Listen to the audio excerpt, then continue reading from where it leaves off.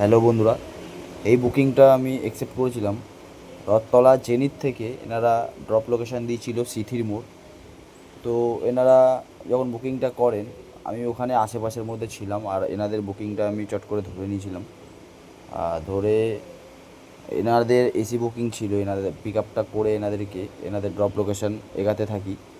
আর যখন এনাদেরকে জেনিথ থেকে pick up করি, তখন এনারা যখন স্বামী স্ত্রী যখন কথা বলছিলেন, কাকিমা হয়তো খুব প্রেশার হাই হয়ে গেছিলো, তো এই কারণেই হসপিটালে আসা হয়েছিল। তো রিটার্ন যাওয়ার সময় আমার গাড়িতেই ওনারা যায়। তো কথা বলছিল, আমি ওটাই শুনলাম যে কাকিমার প্রেশারটা হাই হয়ে গেছিলো, তাই কাকিমার ফেসটা আমি দেখালাম না আপনাদেরকে।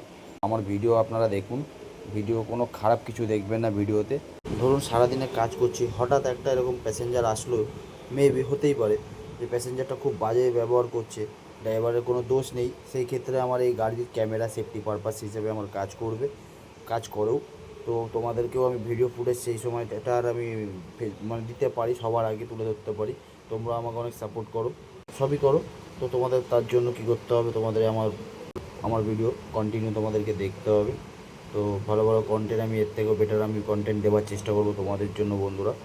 আর এনাদেরকে ড্রপ করে দিয়েছিলাম এনাদের লোকেশানে। আর লোকেশানে ড্রপ করার পর ওখান থেকে আবার ওয়েট করছিলাম আরেকটা নেক্সট বুকিং ধরার। সেটা পেয়েছি, সেই ক্লিপটা আমি তোমাদেরকে নেক্সট ভিডিওতে দেখাবো। আর এই ভিডিওটা তোমরা লাইক, কমেন্ট আর ফলো করে দাও।